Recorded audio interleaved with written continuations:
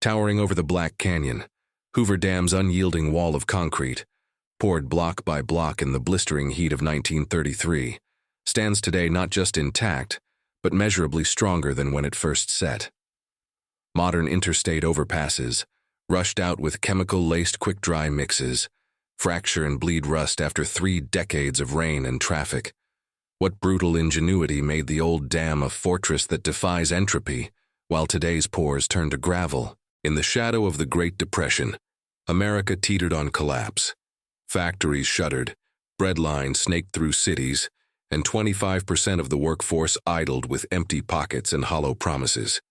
The Colorado River, meanwhile, raged unchecked, a wild serpent carving chaos through 7 states, drowning farms in flash floods one year and starving them with drought the next. Power was scarce. The booming Southwest had lights flickering and factories gasping without reliable juice. President Roosevelt's New Deal demanded action, a monumental jobs program to yank thousands from despair. Enter the Boulder Canyon Project, tame the river, flood-proof the valley, electrify the future. But failure loomed larger than the canyon walls. One engineering misstep, and the whole scheme crumbles. Billions lost, jobs evaporated, the president's bold vision mocked as folly. Chief Engineer Frank Crowe knew it. Pour wrong, and the dam wouldn't hold water. It would betray everything. Crowe stared down a nightmare etched in physics. Portland cement's hydration, the chemical alchemy turning wet slurry into stone, unleashes ferocious heat, like 1,000 campfires crammed into every cubic yard. For a structure half a mile wide at the base, rising 726 feet high, and weighing 6.6 million tons, the math was merciless. A single continuous pour would trap that geothermal fury inside, temperatures spiking to 160 degrees Fahrenheit in the core. Concrete expands with heat, cool it too fast on the surface while the heart boils, and thermal gradients rip it apart like overheated glass. Engineers crunched the numbers, 125 years for full cool down, with cracks spiderwebbing through before the first wet mortar hit the forms. The river would laugh, surging past the rubble, drowning hopes downstream. Crowe's fix was raw, overbuilt genius. No computers, no simulations, just slide rules, sweat, and steel nerves. Forget the solid monolith. He sliced the dam into 3.25 million interlocking vertical columns, each a precise prism poured in sequence, dovetailed like giant bricks to lock unbreakable. But heat was the assassin, so he invaded every block's innards with plumbing from hell. 582 miles of 1-inch steel pipes, snaking through the fresh mix in hairpin loops denser than a radiator's guts. These weren't dainty tubes. They carried the battle straight to the blaze. Powering the assault, a colossal on-site refrigeration plant, the world's largest then, churning out 1,000 tons of ice daily, enough to fill 50 Olympic pools solid every day. Brine chillers hammered down to 25 degrees below zero, flash freezing water into jagged cakes hauled by conveyor to massive grinders. The result? Slushy brine at 32 degrees Fahrenheit, pumped at 300 gallons per minute through the pipes embedded deep in the wet concrete. Heat surrendered fast, 50,000 tons sucked out per block, gradients tamed to mere degrees, no cracks born in the cradle. Inertia played its part too. The sheer mass of each 50-foot-tall column, weighing thousands of tons, resisted movement like a sleeping giant. Once cooled to equilibrium, crews pressure grouted the pipes shut with cement slurry at 2,000 psi, sealing voids forever, turning veins into veins of stone. The mix itself was the quiet killer app. No shortcuts, no accelerants, just slow-curing aggregate from pristine quarries, river gravel for tensile grip, slow-hydrating cement from the era's finest mills, silica content balanced to fraction of a percent, no fly ash fillers or cheap admixtures to cheapen the bond. Hydration kicked off deliberate and endless, calcium silicates knit crystals leisurely, density climbing without the microfractures of haste. Pressure mounted in the forms, each pour under 50 feet high to contain the 8,000 psi compressive fury building inside. Riveting the forms with millions of steel ties, over-designed at triple safety factors, They groaned but held against the hydraulic scream.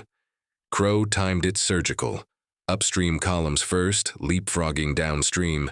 River diverted through 4 massive diversion tunnels bored 45 feet wide through basalt. Water roaring 600 feet below at 200,000 cubic feet per second during peak rage. Deflectors blasted the flow away from the site, buying dry footings amid monsoons. This wasn't theory. It was forged in the crucible of deadline. Crow shaved 2 years off schedule. Crews scaling vertical cliffs on swaying cables, positioning pipes with plumb lines and human muscle before the poor clock ticked. The secret sauce? Brute redundancy, pipes galore, ice overkill, mix unyielding. Engineering that bet the house on physics over profit. By 1935, the last block set, a 660-foot-high behemoth generating 2.08 million horsepower, tamed floods, lit cities from Denver to LA. But that heat battle won the war before the first kilowatt hummed. Yet victory came at a savage price, paid in the sinews and bones of 5,200 men who clawed this monument from canyon bedrock. These weren't union-softened tradesmen. They were depression-hardened migrants, ex-farmers and factory hands lured by $5 a day, triple the national average, with board thrown in at Black Canyon Camp. Frank Crow drove them like a drill sergeant, 24-hour shifts and rotating crews, no quarter for fatigue. High scalers ruled the cliffs first. Daredevils in dungarees and hard hats, dangling 500 feet above the talus on frayed hemp ropes and steel seats, chipping loose basalt with star drills and dynamite. One slip, and you were red mist on the rocks below. 112 official dead, whispers of double that from falls alone. Jackhammers chewed their arms to jelly, pneumatic thud vibrating nerves to permanent palsy, while 120-degree furnace winds parched throats raw, heat stroke felling dozens weekly. Down in the pour, concrete gangs battled the slurry's primal fury. Each block demanded 260 truckloads of aggregate, river rock crushed to walnut size, Portland cement sacked by hand, sand laced with volcanic ash for grip, hauled by Mack dump trucks snarling up gravel ramps. Mixers thundered 24/7, spitting 50 cubic yards hourly into buggies winched skyward on cables thick as wrists. Workers shoveled the wet beast into vibrating forms, 110-degree ambient blasting lungs already coated in silica dust from sandblasting canyon walls. No respirators then, just bandanas soaked in sweat. Rock cough, silicosis gnawed lungs black, men hacking blood by 40, spitting teeth from grit. Heat exhaustion was the reaper, concrete curing at 160 degrees inside forms cooked flesh through gloves, burns bubbling on forearms as they rammed pipes straight with sledges. Amputations were routine. Fingers sheared by cable snaps, legs pulped under toppled buggies, arms dragged into mixers by sleeves. The river claimed stragglers too, swept into diversion tunnels where 40-foot steel gates slammed shut, pressures crushing ribs like eggshells. Tunnel muckers fared worse, burrowing 4 45-foot-wide holes through living basalt, 3,000 feet long each, water jets slicing rock at 12 feet daily. Blasting sent shock waves quaking spines. Drill steel fractured eardrums, tinnitus a lifelong dirge. Compressed air drove the moles, but nitrogen bubbles in blood brought the bends, joints locked in agony, divers hauling afflicted men up ladders in blackout fits. Medics dosed them with oxygen tanks jury-rigged from welding gear, recompression crude and chancy. Crow buried the losses in production logs, bonuses for unbroken streaks, wives widowed on the government dime. Yet they endured, fueled by beans and defiance, forging a wall that outlasted their graves. By dedication in 1935, the human ledger closed, a pyramid of calluses, scars, and silent tombs under the spillway.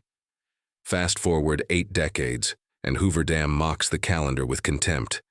Core samples drilled in 1995 pierced 60 feet into the heart, revealing compressive strength 15% above specs, 31,000 psi versus the 25,000 engineered, crystals densifying as hydration plods eternal. No accelerants rushed the bond. Slow silica lattices interlock tighter yearly, shrugging off 9 million tons of reservoir pressure yearly. Earthquakes rattling Arizona fault lines, monsoons hammering 40 inches annual. The pipes, grouted solid, became compressive rebar, distributing stress like nerve endings in muscle. Floods in '83 tested it savage. Glen Canyon upstream burst, unleashing 100 million acre-feet. But the face held, spilling 600,000 CFS without a fracture. Today, at 89 years, it's a geological player, outpacing canyon erosion by orders. Contrast the tragedy of modern pours. The 2007 I-35W bridge in Minneapolis, a 1967 span rehabbed with today's quick-dry concrete, Type 3 high early strength cement, accelerants like calcium chloride juicing hydration to 24 hours set, gusset plates undersized for safety theater regs, epoxy-coated rebar to fight corrosion. But chlorides wick it in anyway, concrete cancer blooming as alkali silica reactions swelled aggregates like popcorn. 13 dead when 500 feet pancaked into the Mississippi. Undersized for truck weights ballooned 400% since '67. Why the rot? Profit decrees speed. Fly ash fillers slash costs 20%, but weaken bonds. Accelerants spike heat anew, micro cracks hatching day one. Forms pop in 48 hours for throughput. Safety factors shaved to 1.5 from Hoover's 3+. Plant fragility ensuring rebuild contracts every 50 years. Software-monitored batch plants tweak for efficiency, but ignore eternal chemistry. Hydration stalls post-haste, leaving porous sponge prone to sulfate attack. We quit the old way for Wall Street's gospel. Quarterly earnings over quarries. Refrigeration plants? Too capital heavy. Ice production obsolete versus chemical hacks peddled by admixture cartels. Regulators mandate green pozzolans diluting strength. OSHA paperwork trumping triple redundancy. Result: highways spalling in 30 years. Overpasses like Baltimore's Francis Scott Key buckling under ship slice in 24. Rust-jacking rebar like Hoover's never knew. The dam endures because Crow bet on mass, patience, physics. Brute force over boardroom bluster. Modern engineers chase pixels. The canyon laughs eternal. Nestled in its Black Canyon throne, Hoover Dam churns on relentlessly, a 90-year-old colossus unfazed by the digital age's flimsiness. Its 17 massive turbines, each weighing 2.5 million pounds, spun by water pressure equivalent to 10 Hoover Dams stacked atop one another, whir daily, delivering 4 billion kilowatt-hours of clean power yearly, enough to illuminate Las Vegas's neon excess and half of Arizona's sprawl, without a single software glitch or firmware patch. Intake towers pierce Lake Mead's 1.2 trillion-gallon belly, water cascading 500 feet through penstocks 30 feet wide, slamming into blades forged from alloy steel that scoffs at cavitation pitting. No lithium-ion batteries here, no rare earth magnets destined for toxic landfills after a decade. Just gravity, inertia, and the river's eternal grudge, harnessed without obsolescence baked in. Inspectors repel its face annually, laser scanners mapping every inch for the infinitesimal creep of time. Zero measurable deflection under 9 million tons of static load, spillway still arrow straight after '83's fury. In 2018, another core boring pierced 100 feet deep, ultrasound pulses confirming the impossible. Compressive strength now clocks 35,000 psi, 40% beyond original blueprints. Hydration's slow alchemy weaving denser lattices annually. Silica chains elongating like living bone. The grouted pipes, once chill veins, now transmute shear forces into uniform compression. The whole mass behaving as one indestructible monolith, despite its blocky birth.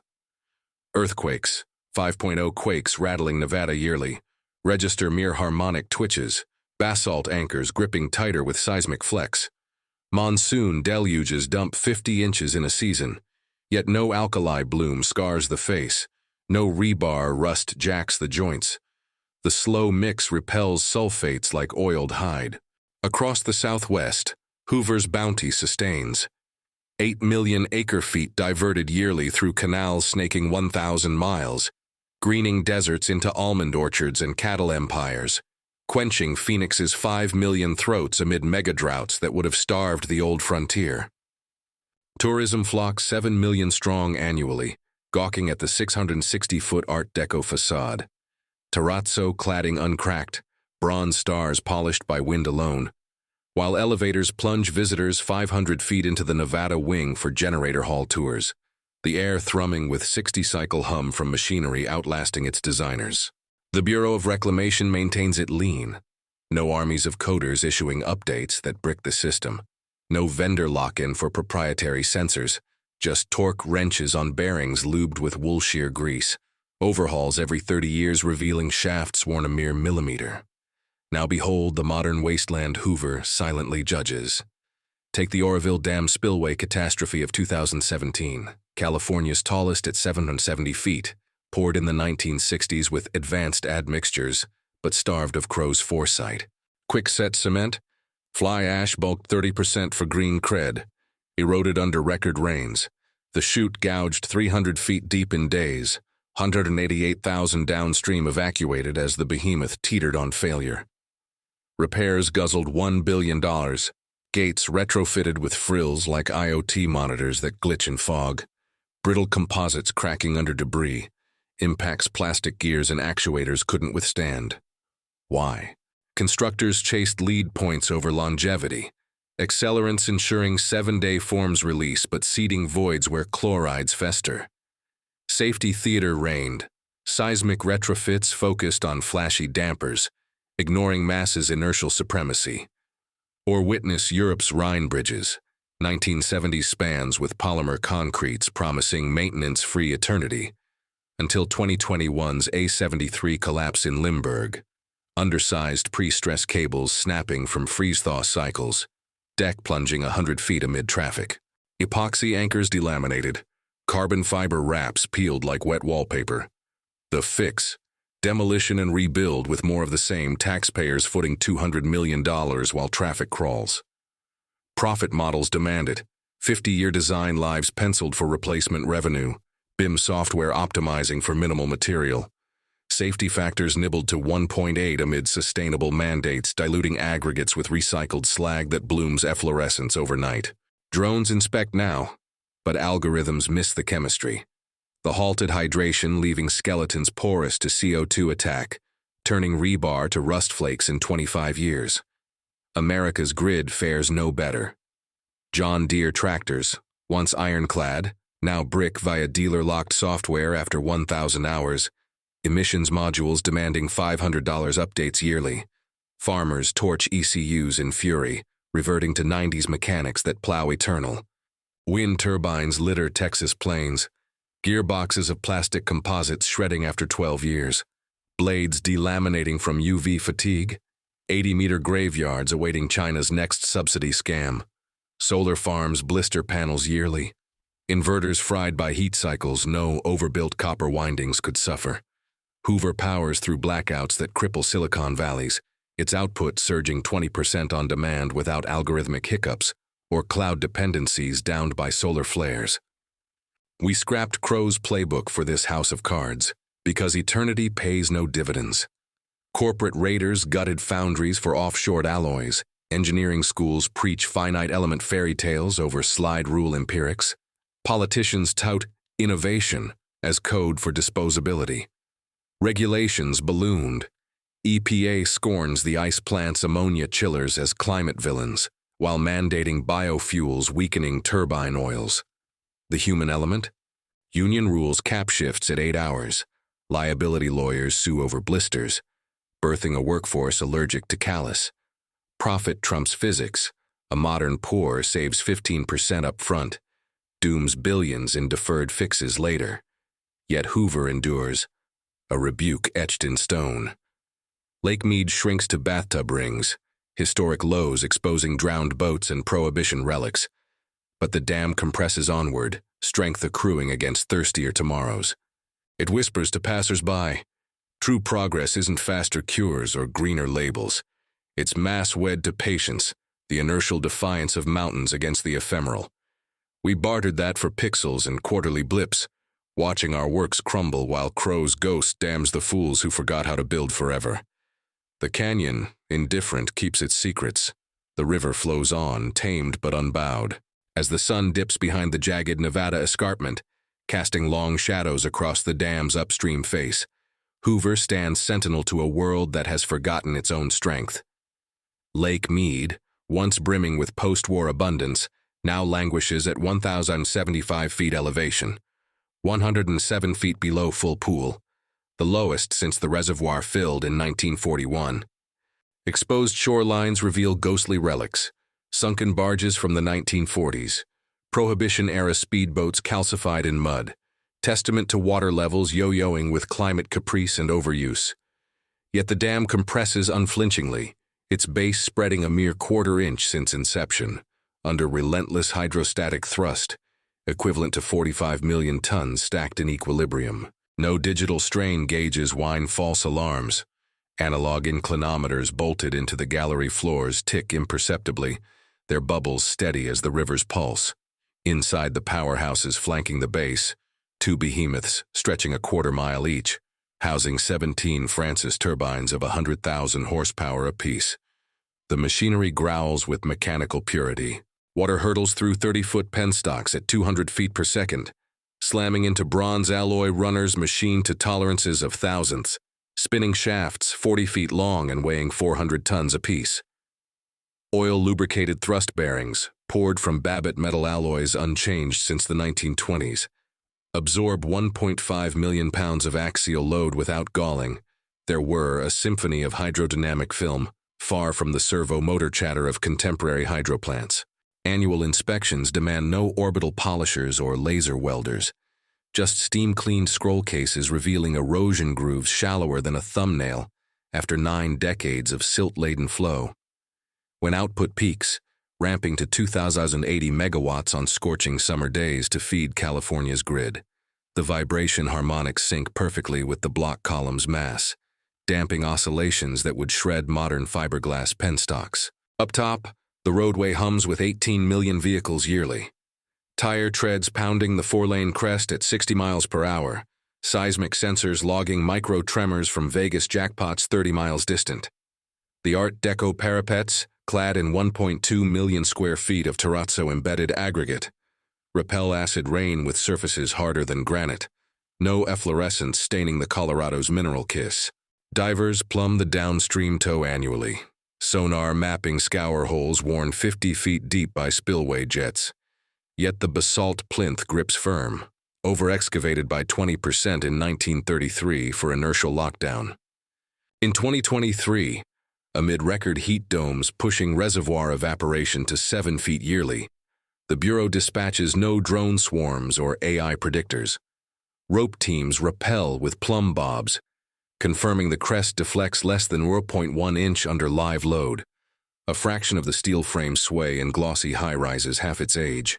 Hoover's legacy ripples far beyond the canyon, irrigating 2 million acres via the All-American Canal, a 227-mile concrete aqueduct marching straight into Imperial Valley, where date palms and lettuce fields defy the Sonoran waste.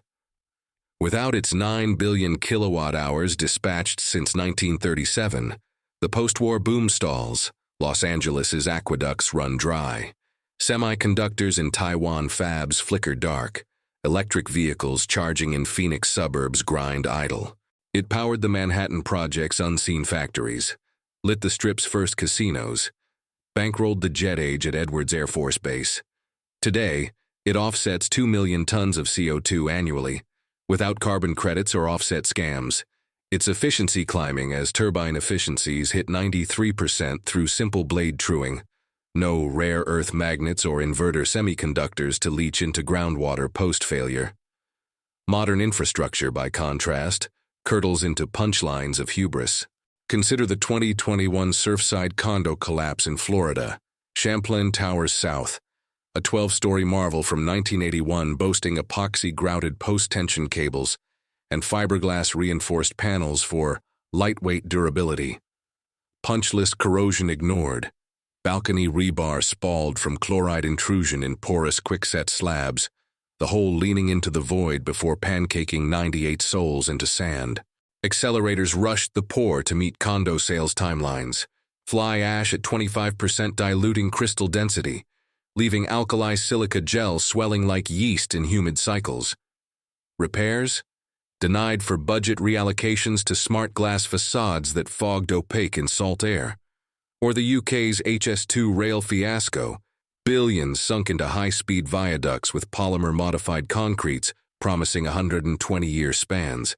By 2024, early segments delaminate under trial runs, carbon fiber tendons slipping in grouted ducts weakened by recycled aggregates mandated for net zero virtue, sulfate resistance nil against Thames fog. Plastic duct liners crush under pre-stress, actuators with nylon gears seize in chill, halting progress while costs balloon to 100 billion. Profit engineers chasing modular prefabs that snap like kindling in wind gusts. Even renewables betray the betrayal.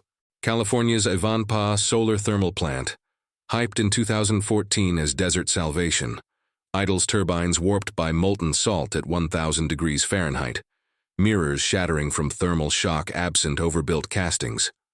Offshore wind farms off Block Island litter seabeds with monopile jackets cracked by wave fatigue, epoxy coatings peeling to expose welds nibbled by electrolysis, blades of balsa plastic sandwiches feathering useless after hail the size of golf balls. Software orchestrates the chaos.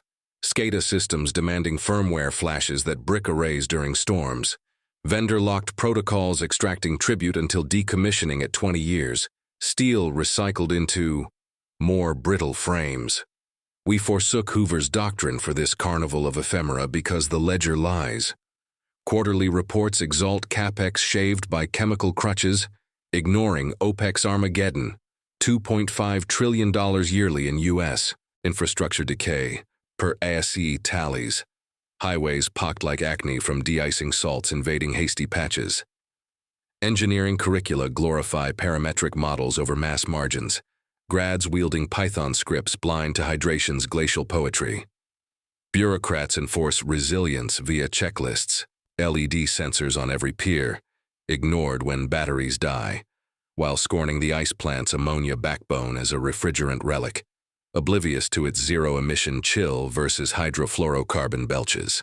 Hoover Dam endures not as museum relic or scrapped hulk, but as living rebuke. A machine-manufactured peak still accruing might, turbines thrumming, waters harnessed. It indicts our epoch. We prized velocity over valor, disposability over defiance, pixels over pounds. True engineering whispers eternal through Crow's columns. Brute mass, patient chemistry, the unyielding physics of stone against sky. In chasing shiny distractions, we've built sandcastles awaiting the tide. The river patient predator waits. The dam unbowed holds the line. Build like giants again or watch it all wash away.